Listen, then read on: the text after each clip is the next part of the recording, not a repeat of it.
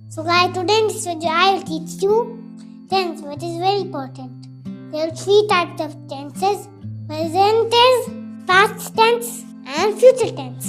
Guys इस video में दृश्य आप लोगों को टेंस सिखाने वाले हैं जो कि बहुत ही ज्यादा इंपॉर्टेंट है इंग्लिश ग्रामर के लिए। टेंस जो है वो तीन प्रकार के होते हैं: प्रेजेंट टेंस जिसका मतलब होता है वर्तमान काल, पास्ट टेंस जिसका मतलब होता है भूतकाल और फ्यूचर टेंस जिसका मतलब होता है भविष्य काल। तो तीनों प्रकार के टेंस आप लोगों को पार्ट्स में सिखाई जाएगी। आज जो टेंस सिखाने वाले हैं ना वो है प्रेजेंट टेंस। तो चलिए दृश्य हम लोगों को बताते हैं आगे। सो दृश्य, let's start the video. So hi guys, I am Rasaraj and you are watching Technologies. There are four types of present tense. Today we will learn simple present tense. Guys जो प्रेजेंट टेंस होती है ना वो four types की होती है: simple present tense, present continuous tense, present perfect tense और present perfect continuous tense. तो इसमें से दृश्य हम लोगों को आज सिखाने वाले हैं सिंपल प्रेजेंट टेंस। तो देखिए क्या क्या होता है, दृश्य क्या बताते हैं।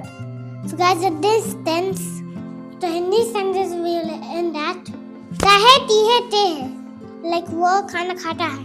The structure for this tense is subject plus verb 1 and verb 5 plus RW.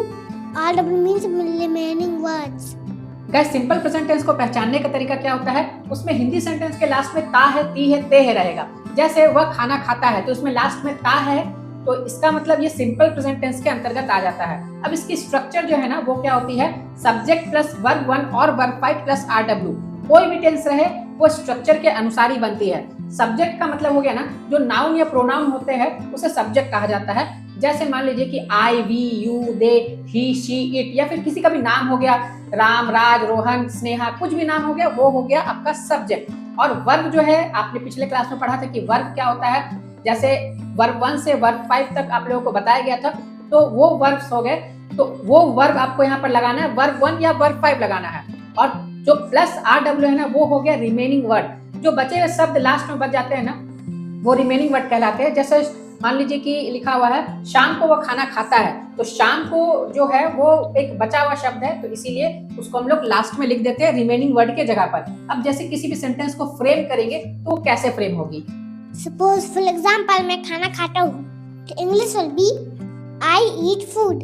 I is subject, eat is verb 1, and food is the RW. We will use verb 1 and with I, we, you, they. We use verb 5 with he, she, it name.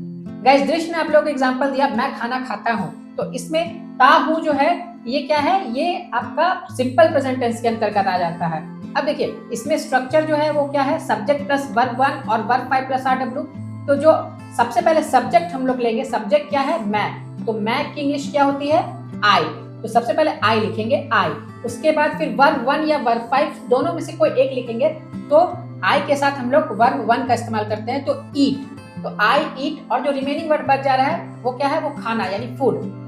तो क्या हो जाएगा, food remaining word हो जाएगा, तो आई eat food. तो ये एक सेंटेंस बन जाएगी।